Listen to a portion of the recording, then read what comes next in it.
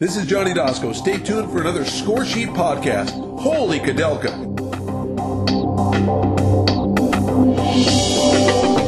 Hello, welcome to another Scoresheet podcast. Today I thought I'd talk some about our baseball playoff system. For our playoffs, we use a mix of regular season stats from before September 1st and also players' major league stats after September 1st, with those last 4 weeks of the season weighted more heavily. Playing time is based just on how much your players play in the major leagues the last 4 weeks of the season. So if you have a player that gets injured August 25th and doesn't play again in the majors, he will not play for your playoff team.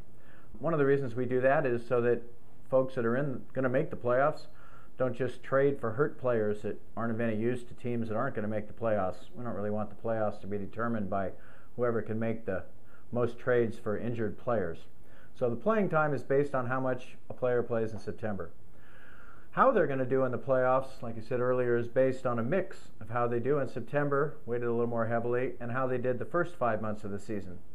So if you have someone like Albert Pujols that plays full-time every week all season long, how he does in the playoffs is going to be based 40% on how he did the last 4 weeks of the season, which is basically the month of September, and 60% on how he did in the first 5 months of the season.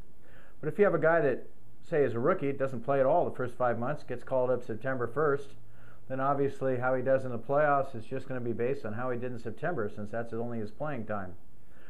So we do it that way because we feel that teams that did well all season should get some sort of reward, and so that's why we use the full season stats. But we weight September more heavily because we also think that we want to keep the element of prediction in our game. And if we didn't weight September anymore, it would only count 1/6, and then you could just pretty much play whoever had the best first 5 months and not worry much about September. So by doing it this way, we figure we have a mix of fairness and a reward for teams that are better throughout the season, but also make you think about your lineup.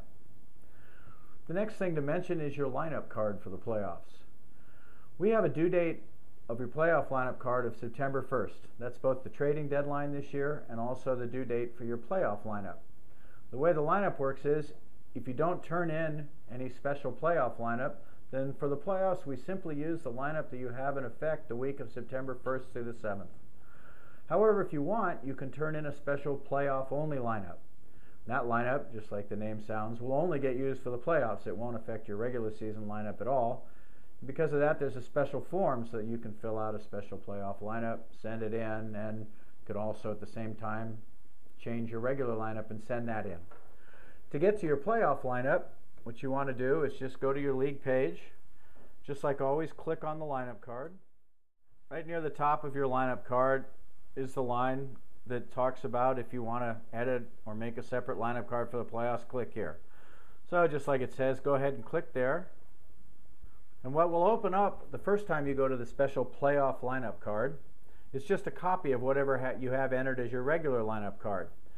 Really, the only difference between the playoff lineup card and the regular card is the pitching rotation. For a playoff lineup card, it starts out showing 5 starting pitchers because, as I said, it's just a copy of what your regular lineup is. But before you send it in, you have to list 4 starting pitchers. In the playoffs, you use a 4-man starting rotation. Also in the playoffs, for a pitcher to start a playoff game, he has to have a start in real life in the last 4 weeks of the season. To start twice in the playoffs, he has to have at least 3 regular season starts the last 4 weeks of the season in the major leagues. But even if you have 3 pitchers that had enough starts to start twice, Game 4 is going to be started by your 4th pitcher. It is a 4-man rotation in the playoffs. So you move one of your starting pitchers to the bullpen. You do it just like normal. You go over here to the drop-down menu. You click on bullpen. Now, if for some reason one of these 4 pitchers can't start in the playoffs, maybe he didn't start in September or he gets hurt or something, then we, just like always, we'd move up a bullpen pitcher to start. We'd move up the top listed player, leaning down the names, who had a start in real life. So you would rearrange your playoff lineup any way you want, and then, just like always, when you're done, you'd hit the send button down here. Now, as you make your lineup, remember, we do use full season stats with September weighted a little more heavily. So if you have a player that maybe didn't do quite as well as you expected the first 5 months, and you benched him on your regular lineup, but you think for some reason he's going to do well in September, you might want to use him in your playoff lineup. Vice versa, if you have a middle reliever that's pitched well for 20 or 30 innings and has a great ERA, you still might want to be a little leery of suddenly making him your closer, because a couple 3-4 bad outings in September can bring him right back to earth. But whatever decisions you make, go ahead and hit the send button, and just like always, you should see a note here about your new lineup being sent. And then if you close that lineup, just like your regular lineup, the next time you open this up, what will be shown is the latest lineup you've entered. Now, as I said, the deadline for playoff lineups is the morning of September 1st. The deadline's just like all weekly lineups, the start of the first Major League game on Thursday the 1st.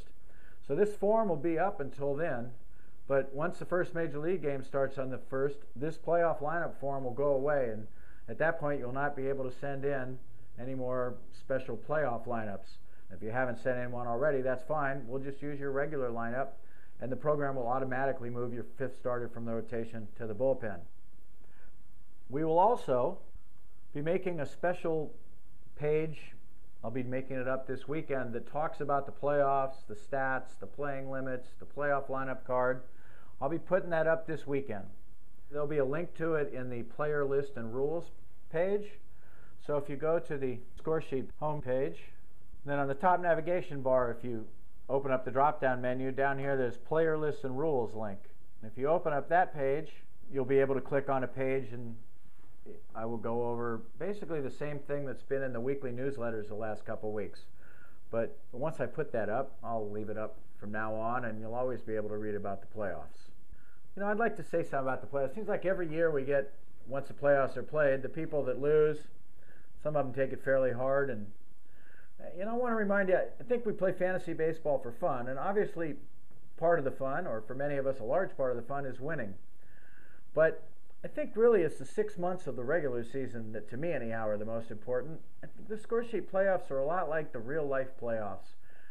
Once you make the playoffs, I mean, it's not quite a crapshoot as to who's going to win. Obviously, a better team has more of a chance to win than a lousy team. But just like real life, a 7-game series between two teams that are good enough to make the playoffs can really be won by either team.